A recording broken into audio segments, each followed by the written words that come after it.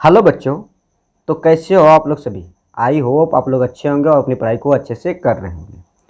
तो देखिए क्वेश्चन क्या है कि यूक्लिड विभाजन प्रमेयिका का प्रयोग करके दर्शाइए कि किसी धनात्मक पूर्णांक का वर्ग किसी पूर्णांक m के लिए 3m या 3m+1 के रूप का होता है।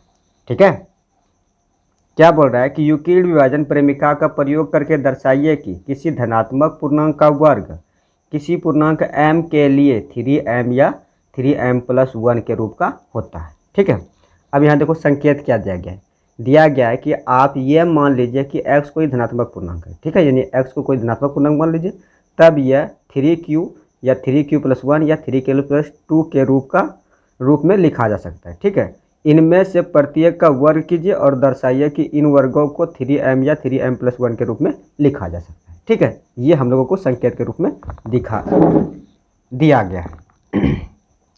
तो देखिए सबसे पहले हम लोग क्या करेंगे, हल लिखेंगे, उसके बाद लिखेंगे माना a कोई धनात्मक पूर्णांक है। ठीक है, धनात्मक पूर्णांक है। ठीक है, यानी a को हम लोग क्या मान लिए, धनात्मक पूर्णांक मान लिए। ठीक है, अब देखो जब a को धनात्मक पूर्णांक मान लिए तब क्या आ जाएगा, यूक्लिड विभाजन एल्गोरिथम से या फिर यूक्लिड विभाजन प्रमेयिका से। इसीलिए यूक्लिड क्या, यूक्लिड विभाजन प्रमेयिका से। ठीक है, तो यूक्लिड विभाजन प्रमेयिका का फॉर्मूला क्या होता है, a क्या होता है, bq+r होता है। क्या होता है, a bq+r। ये यूक्लिड विभाजन प्रमेयिका का फॉर्मूला होता है। और इसमें से दो कंडीशन होता है कि a जो होगा वो b से बड़ा होगा, पहला तो ये, और दूसरा जो r होगा वो 0 के इक्वल भी हो सकता है और 0 से बड़ा होगा, लेकिन b से हमेशा छोटा होगा। ठीक है, ये दो कंडीशन यूक्लिड विभाजन प्रमेयिका का होता है। ठीक है, अब यहाँ देखो, तो जब a bq+r है तो a बराबर क्या आ जाएगा, 3q+r हो जाएगा, 3q+r हो जाएगा। ठीक है, अब यहाँ देखो b के जगह पे क्या आ गया, ठीक है, तो 3 आ गया। ठीक है, तो r का संभावित मान क्या क्या हो सकता है, तो r का संभावित मान क्या होगा, 0 होगा, 1 होगा और 2 होगा। क्या r का संभावित मान में 3 आएगा, तो नहीं आएगा। क्यों नहीं आएगा, क्योंकि हम लोग जानते हैं कि r का जो भी मान होता है वो b से छोटा ही होता है, इसीलिए r का संभावित मान 0 आएगा, 1 आएगा और 2 आएगा। ठीक है, अब ये देखो ये r का संभावित मान आ गया। ठीक है, अब इन r के मान को लेकर के हम लोग क्या करेंगे, बारी बारी से इसमें पुट करेंगे। ठीक है, यानी इसमें पुट करेंगे। ठीक है, तो कंडीशन 1 में हम लोग यहाँ लिखेंगे कंडीशन 1।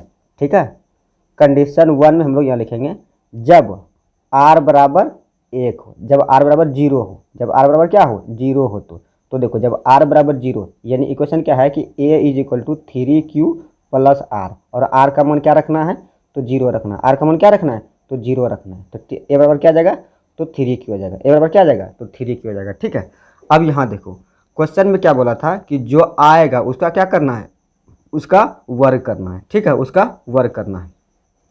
तो देखिए जब इसका वर्ग करेंगे यानी a² = क्या हो जाएगा, 3q² हो जाएगा, होगा ना। तो a² बराबर क्या हो गया, 9q² हो जाएगा। ठीक है, तो क्या हम लोग a² को इस तरह लिख सकते हैं, 3 × 3q², क्योंकि जब इन दोनों को मल्टीप्लाई करेंगे पुनः हम लोगों को वही चीज़ मिल जाएगा। ठीक है, तो a² बराबर क्या हो जाएगा, 3m। ठीक है, जहाँ हम लोग लिख लेंगे, जहाँ m बराबर 3q² एक पूर्णांक है। क्या है, एक पूर्णांक है, ये चीज़ हम लोग लिख लेंगे। ठीक है, तो क्या आ गया, a² बराबर 3m। ठीक है, 3m। ठीक है, यानी जब r बराबर हम लोग 0 रखें, तो जब हम लोग r बराबर 0 रखें तो a² बराबर क्या आ गया, 3m। ठीक है, a² बराबर क्या आ गया, 3m। ठीक है, अब हम लोग यहाँ क्या करेंगे, कंडीशन सेकेंड में चलेंगे। कंडीशन सेकेंड में चल के जब r बराबर क्या रखेंगे, 1 रखेंगे, लिखेंगे यहाँ जब r बराबर 1 हो तो। ठीक है, तो देखिए जब r बराबर 1 होगा तो क्या होगा, a बराबर 3q+r होगा, यही ना। तो a बराबर क्या आ जाएगा, 3q+1। ठीक है, अब इसका क्या करना है, वर्ग करना है, तो कर दीजिए वर्ग। तो देखिए जब इसका वर्ग कीजिएगा तो इधर भी क्या हो जाएगा, वर्ग हो जाएगा। ठीक है, तो देखिए जब इधर वर्ग कीजिएगा तो क्या आ जाएगा, तो यहाँ देखिए क्या आ जाएगा, a² बराबर 3 यानी 9q² + 6 क्यू प्लस 1 हो जाएगा, यही होगा। ठीक है, अब यहाँ क्या करना है कि जो कॉमन आएगा उसको कॉमन कर देंगे। ठीक है, तो इन दोनों में कॉमन क्या आ रहा है, ठीक है, तो 3 कॉमन आ रहा है, तो जब 3 कॉमन करेंगे अंदर में क्या बचेगा, 3 क्यू² प्लस 2 क्यू बच जाएगा, यही बचेगा, अब प्लस का 1 बच जाएगा। ठीक है, उसके बाद यहाँ लिखेंगे a² बराबर 3, ठीक है, m प्लस 1, अब ब्रैकेट में लिखेंगे जहाँ m बराबर 3 क्यू² प्लस 2 क्यू एक पूर्णांक है, क्या है, एक पूर्णांक है, ये चीज़ हम लोग क्या करेंगे, ब्रैकेट में लिख देंगे। ठीक है, एक पूर्णांक है। ठीक है, तो देखिए ए इसका बराबर क्या आ गया, 3m प्लस 1 आ गया। ठीक है, जब हम लोग r बराबर 1 रखें तो ए का मान कितना आ गया, 3m प्लस 1 आ गया। ठीक है, अब देखो एक और वैल्यू है, r का एक और मान है, क्या है, वो 2 है। तो कंडीशन थर्ड में लिखेंगे, कंडीशन थर्ड में कि जब r बराबर कितना हो, 2 हो तो देखो जब r बराबर 2 होगा तो क्या होगा, a बराबर 3q प्लस r, यही है ना, तो a बराबर क्या आ जाएगा, 3q प्लस 2 होगा। अब इसका क्या करना है, वर्क करना है, तो जब कर दीजिए वर्क, तो देखिए जब इसका वर्क कीजिएगा तो क्या आ जाएगा, 3q प्लस 2 का होल वर्ग, ठीक है, होल स्क्वायर आ जाएगा। ठीक है, उसके बाद देखो क्या होगा, a² बराबर, तो 3 का वर्क करेंगे, 3 तिया कितना होगा, 9 क्यू² प्लस 3 दूना 6, 6 दूना 12 क्यू प्लस 4 हो जाएगा, यही ना होगा। तो देखिए क्या हम लोग इसको इस तरह लिख सकते हैं, 9 क्यू² प्लस 12 क्यू प्लस 3 प्लस 1 लिख सकते हैं।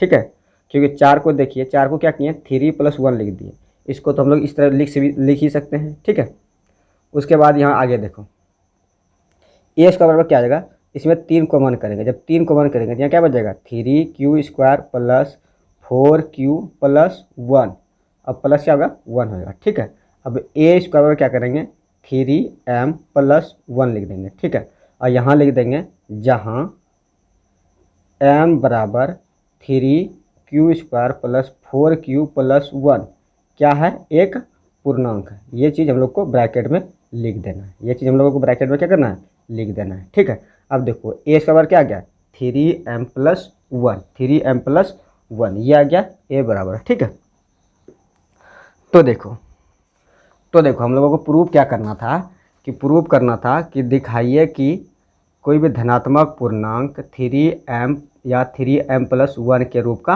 होता है। तो लिखेंगे यहाँ हम लोग अतः, तो यहाँ हम लोग लिखेंगे अतः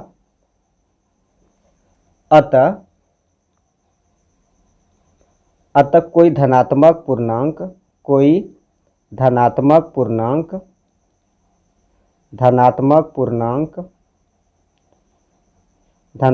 पूर्णांक का वर्ग किसी पूर्णांक, ठीक है, किसी पूर्णांक के लिए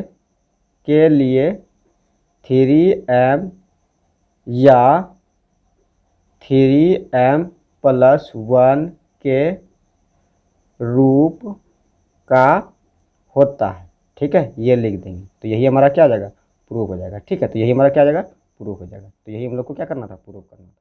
ठीक है।